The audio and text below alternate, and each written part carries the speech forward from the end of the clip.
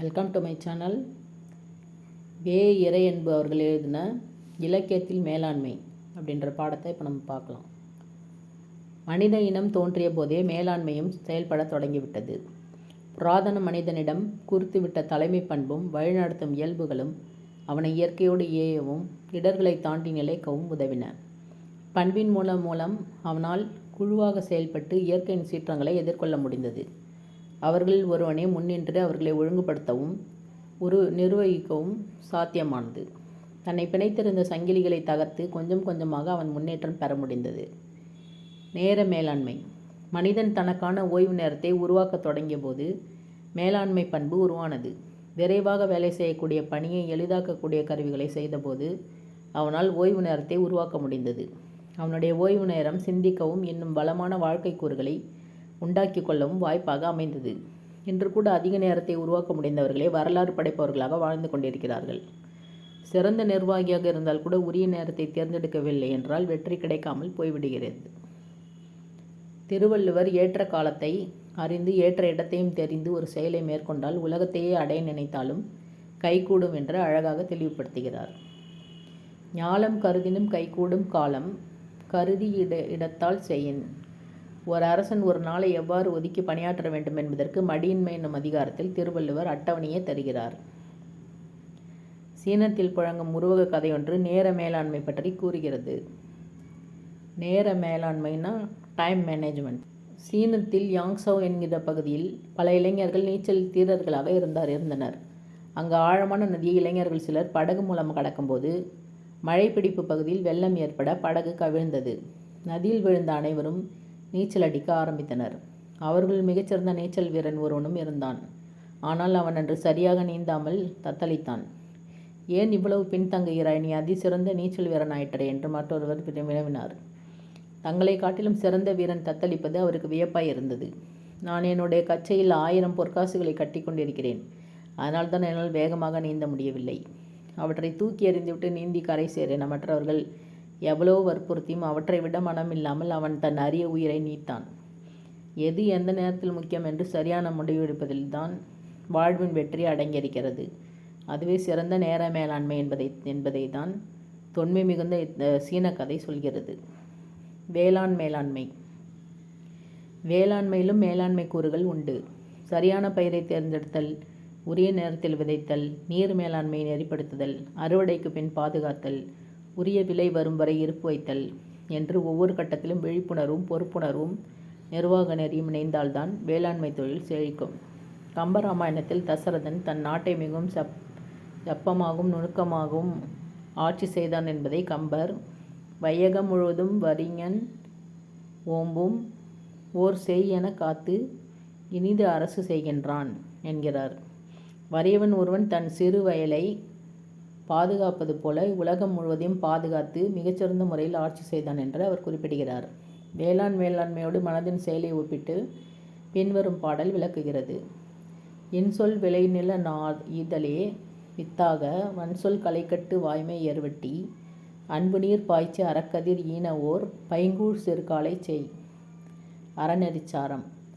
இன்சொல்லை விளைநிலமாக்கி ஈதலை வித்தாக்கி பன்சொல் கலையை நீக்கி வாய்மேனும் எருவிட்டு அன்பு நீர் பாய்ச்சி அறக்கதிர்களை விளைவிக்க வேண்டும் என்பது பாடல் கருத்து. வேளாண்மையில் செய்வது போல மேலாண்மை நெறியை கொள்பவர்களே சிறந்த மேலாளர்களாகவும் நிர்வாகிகளாகவும் இருப்பார்கள். அவர்களிடம் பணிபுரிபவர்கள் பணியை பாரமாக்காமல் சாரமாக்குவார்கள். வணிக மேலாண்மை. 2000 ஆண்டுகளுக்கு முன்பே பன்னாட்டு வணிகம் நிகழ்மிடமாக தமிழகம் திகழ்ந்தது. வணிகம் நடைபெறும் போது அது குறித்த மேலாண்மையும் இயல்பாக இங்கு விரவி பரவி ஓங்கி இருக்க வேண்டும். சங்க இலக்கியங்கள் தமிழரின் பண்டைய வணிக பரிமாற்றங்கள் பதிவு செய்யப்பட்டிருக்கின்றன. அந்நிய நாடுகளுடன் வணிகம் செய்யும்போது நம்மிடம் பரிமாற ஏதுவான உயர்தர பொருள்கள், அந்த நாடுகளின் பண்பாடு குறித்த ஆழ்ந்த அறிவு, அவர்கள் வருவதற்கேற்ற சிறந்த துறைமுகங்கள், இரு மொழிகளையும் அறிந்த மொழிபெயர்ப்பாளர்கள் என பல தயாரிப்புகள் இருந்திருந்தால்தான் அது சாத்தியமாக முடியும். தமிழகத்தின் செல்வ வளம் மிகவும் மேம்பட்டதாக இருந்திருக்க வேண்டும். காவிரி பூம்பட்டினத்தில் கடல் வழியே வேறு நாடுகளிலிருந்து மரக்கலங்களில் வந்த பொருள்களை இறக்குமதி செய்தும் நிலத்திலிருந்து வேறு நாடுகளுக்கு ஏற்றுமதியாக அனுப்பவும் கணக்கிட இயலாத அளவு பொருள்கள் பண்டசாலை முற்றத்தில் குவித்து வைக்கப்பட்டிருந்தன. நீரினின்றும் நிலத்து ஏற்றவும் நிலத்தினின்று நீர் பரப்பவும் அளந்து அறியா பல பண்டம் வரம்பு அறியாமை வந்து ஈண்டி. பட்டினப்பாலை என பல நாடுகளிலிருந்து வந்த பொருள்கள் குறித்து பட்டினப்பாலை சித்தரிக்கிறது. அந்த பொருள்களுக்கு சுங்கம் வசூலித்த பின் அவற்றின் மீது புலிச்சின்னத்தை பொறித்து வெளியே அனுப்பும் சுங்க அதிகாரிகளும் இருந்தனர். ஸ்ட்ரேபோ என்பவர் அகஸ்டஸ் சீசரை பாண்டிய நாட்டு தூதுக்குழு ஒன்று கிமு 20ஆம் ஆண்டு சந்தித்ததை பற்றி தெரிவிக்கிறார். தமிழர்களுக்கும் கிரேக்கர்களுக்கும் ரோமானியர்களுக்கும் இடையே இருந்த வணிக உறவு இலக்கியம் மூலமும் தெரிகிறது. புறநானூற்றில் 56ஆம் பாடலில் யவனரது கப்பல்கள் பற்றிய குறிப்பு இடம்பெறுகிறது. பலர் வணிகம் செய்யும்போது லாபம் கிடைக்கிறது என்கிற மிதப்பில் தம்மை பற்றிய உயர்ந்த பிம்பத்தை உருவாக்கிக் கொள்வார்கள். பிறகு நாம் தொட்டதெல்லாம் துலங்கும் என தெரியாத துறையில் இறங்குவார்கள். ஒரு நாள் கன்னத்தில் கை வைத்து கலங்குவார்கள். தம்முடைய வலிமையின் அளவு அறியாமல் மனவெழுச்சியினால் தூண்டப்பட்டு தொடங்கி அதனை முடிக்க வகை இல்லாமல் இடையில் அழிந்தவர் பலர் என்று திருவள்ளுவர் எச்சரிக்கிறார். உடைத்தம் வலியறியார் ஊக்கத்தின் ஊக்கி இடைக்கண் முறிந்தார் பலர் என்கிற குறள் அனைவருக்கும் பொருந்தும். போட்டியாளர்களே நமக்குள் உந்து சக்தியை உற்பத்தி செய்கிறார்கள் என்பது மேலாண்மை விதி. நம்முடன் போட்டிக்கு வரும் அனைவரையும் அழித்து விட வேண்டும் என எண்ணக்கூடாது. மேலாண்மையில் புலியை பூனை போல நடத்தினால் அது பூனையாகவே ஆகிவிடும் என்கிற பொன்மொழி உண்டு. புத்திசாலிகள் பூனைகளையும் புலியாக்குவார்கள், அவசரக்காரர்கள் புலிகளையும் எலிகளாக்குவார்கள். நிர்வாக மேலாண்மை. உயர் பதவியில் இருப்பவர்கள் எல்லாவற்றிலும் நிபுணத்துவம் பெற்றவர்களாக இருப்பது சாத்தியமில்லை. ஆனால் திறமைசாலிகள் யார் என்று அறிந்து அவர்களை அருகில் வைத்து கொண்டால் போதும். தெரிந்திருப்பது ஒரு வகை அறிவு என்றால் யாருக்கு தெரியும் என தெரிந்திருப்பது மற்றொரு வகை அறிவு. நாலடியார் அதையே பக்குவமாக சொல்கிறது.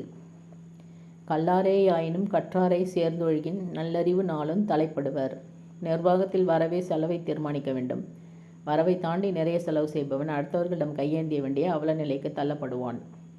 ஔவையார் நல்வழியில் ஆன முதலில் அதிகம் செலவானால் மானம் அழிந்து மதிக்கெட்டு போன திசை எல்லாருக்கும் கள்ளனாய் எழுப்பிறப்பும் தீயனாய் நல்லார்க்கும் பொல்லனாம் நாடு என்று நிதியை கண்டபடி கையாள்பவர்களுக்கு ஐயா அறிவுறுத்துகிறார்.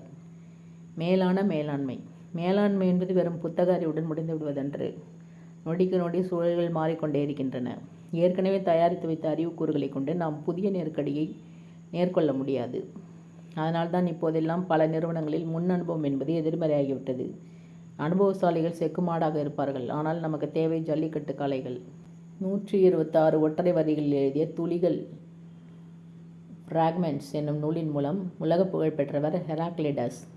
அவர் கிரேக்க நாட்டவர். 2 முறை ஒருவன் ஒரே நதியில் இறங்க முடியாது என்று அவர் சொன்ன கோட்பாடு வாழ்வுக்கும் பொருந்தும், வர்த்தகத்திற்கும் பொருந்தும். கடந்த ஆண்டு பொருள் பற்றாக்குறை ஏற்பட்ட போது சமாளித்த விதத்தையே இந்த முறை அனுசரிக்க முடியாது. ஏனென்றால் இப்போது ஓடும் நதியின் வெள்ளம் வேறு. நேற்று ஓடிய வெள்ளம் இந்நேரம் கடலில் கலந்திருக்கும். அவர் ஒவ்வொரு நாளும் சூரியன் புதிது என்று குறிப்பிடுகிறார். ஒற்றை வாக்கியத்தில் 1000 பொருள். ஒவ்வொரு நாளும் ஒரு புதுச்சூழல் சந்தையில் நிலவுகிறது. நேற்று நம் வாடிக்கையாளராக இருந்தவர் இன்று அவ்வாறு தொடர வாய்ப்புகள் குறைவு. அடுத்தவர் நலனுக்காக வாழ்பவரை தலைமை பண்பு மிக்கவர். இந்திரருக்குரிய அமுதமே கிடைப்பதாயினும் அது நமக்கு இனியது என கருதி தாமே தனித்து உண்ணாதவர் அவர். அதை போன்று அதியன் அவைக்கு நெல்லிக்கனியை தந்தது இத்தகைய பண்பால்தான். இவ்வாறு நிர்வாக நெறிகளை இலக்கியங்கள் கூறுகின்றன.